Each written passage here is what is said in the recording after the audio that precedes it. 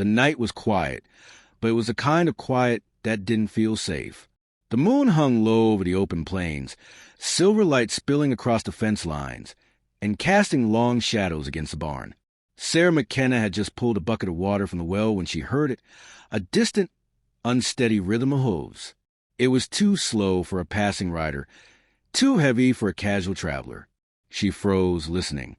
The sound came closer until the outline of a horse emerged from the darkness. Its rider slumped forward, clinging weakly to the saddle horn. Sarah's heart pounded. She set the bucket aside and stepped forward cautiously. The man didn't see her until the horse reached the fence. Then, with a groan, he slid sideways, hit the ground hard, and didn't move for a few seconds.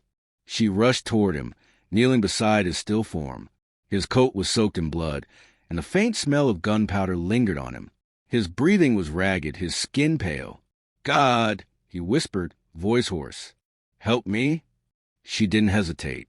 She got his arm over her shoulder and half-dragged, half-carried him to house, the weight of him nearly knocking her off her feet.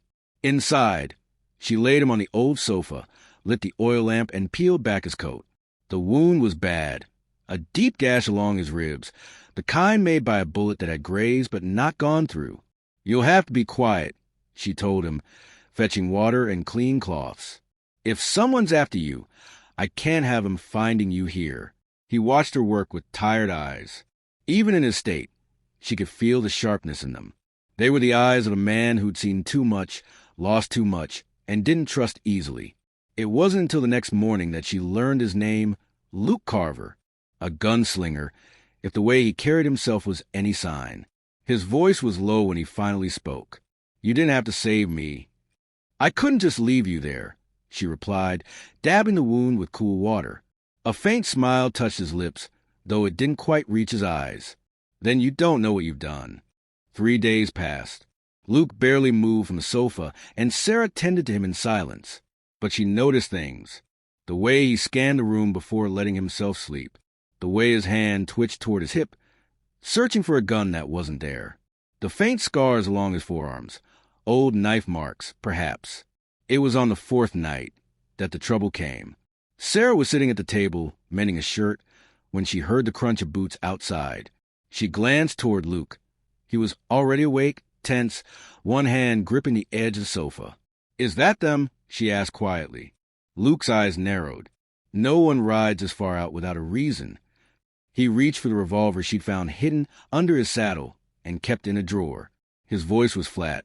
"McCready brothers. They're not here to talk."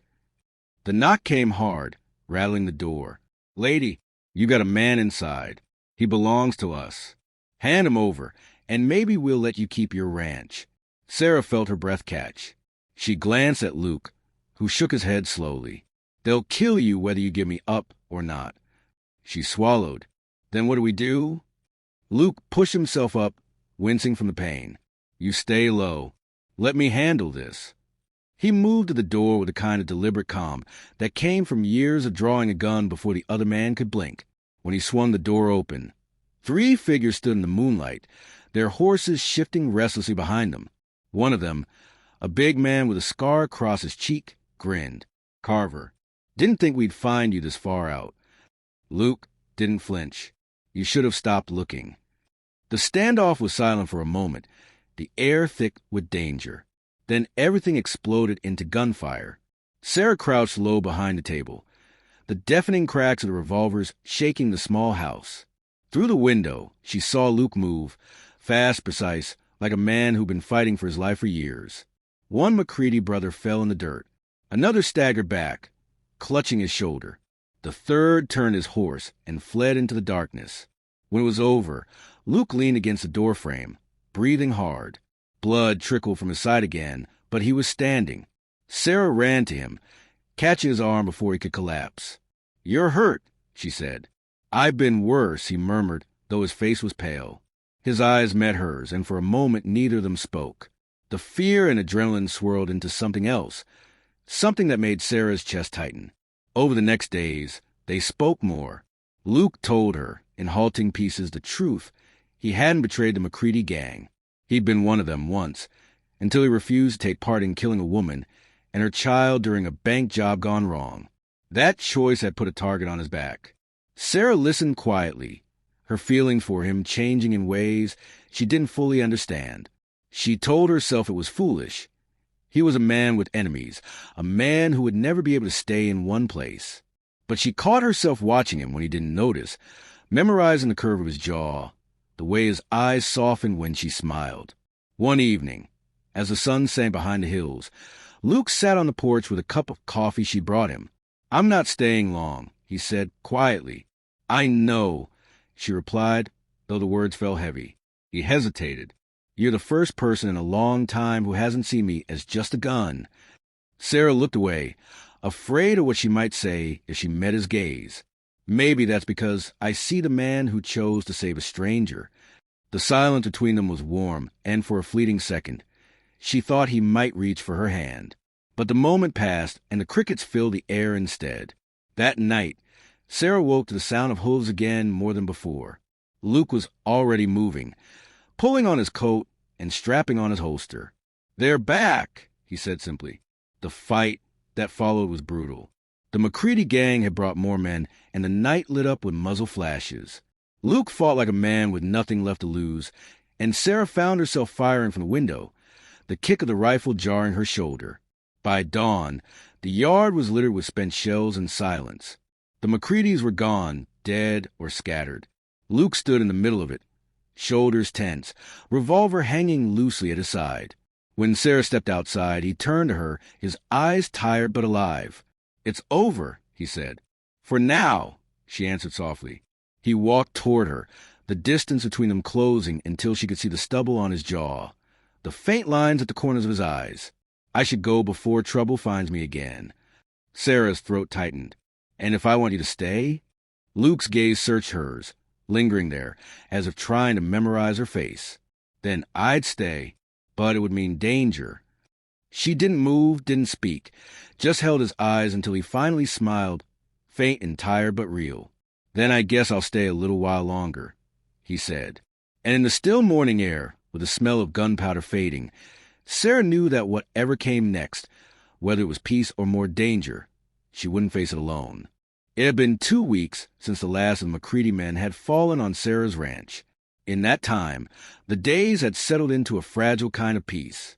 Luke had stayed, just like he'd promised, fixing fences, chopping wood, and slowly bringing the neglected barn back into shape. But every night, Sarah noticed the way his gaze drifted to the horizon, as if he expected trouble to ride out of it any minute. One evening, while Sarah was collecting eggs from the chicken coop, she found Luke standing by the fence line, his hand resting on the butt of his revolver. "What is it?" she asked. "Ryder," he murmured. "One man coming fast." Sarah felt the familiar knot of dread tighten in her chest. The last time a stranger had ridden in, blood had been spilled. She followed Luke to the porch, where they waited. The rider pulled up, dust swirling around his horse's legs. "Carver," the man called. "They know you're here."